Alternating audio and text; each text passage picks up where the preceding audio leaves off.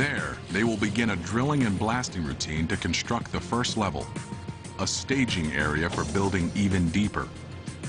But as they do, they'll have to make sure that the walls of this new subterranean metropolis are strong enough to hold back the water of mighty Lake Michigan.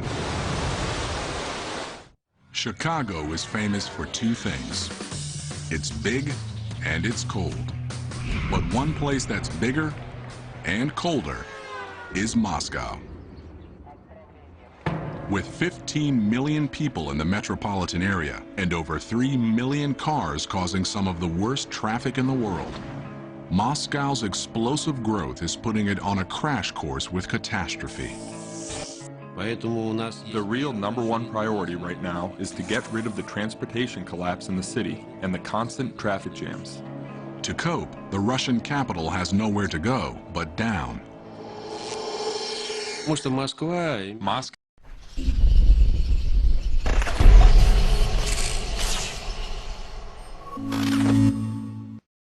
has a historic center. If we want to build anything and not ruin any historic architecture, we have to build underground. Russia is in the middle of an underground construction boom with 2 new projects that aim to save the city from its own success. The first, Tverskaya Mall, will be the biggest underground mall in all of Europe when it's finished. 4 stories deep, spanning over 350,000 square feet.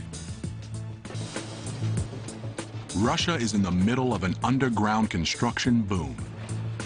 The first, Tverskaya Mall, will be the biggest underground mall in all of Europe when it's finished. But building it means redirecting nearly 294,000 cars that creep through adjacent streets each day. And crews must work perilously close to traffic.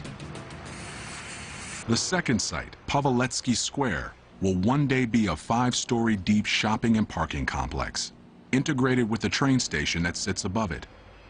But before that plan is realized, crews must cope with the city's soft, muddy soil. The soft soil doesn't pose a problem when erecting the shorter buildings that are the city's signature, but it's not ideally suited for building underground. Just to get to a firm enough stratum for building means digging down over 90 feet to stiffer, stronger clay.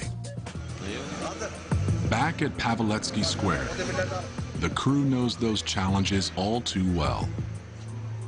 Digging one giant hole for an underground mall isn't an option. Not when Moscow's loose, muddy soil is so hard to hold back. So today, instead of digging space for the complex and then lining it with concrete walls, they are doing the opposite, building the walls first. That's the job of this excavator. 6 sets of blades dig through the slop, cutting a 2-foot wide chamber that is almost immediately filled with concrete, forming walls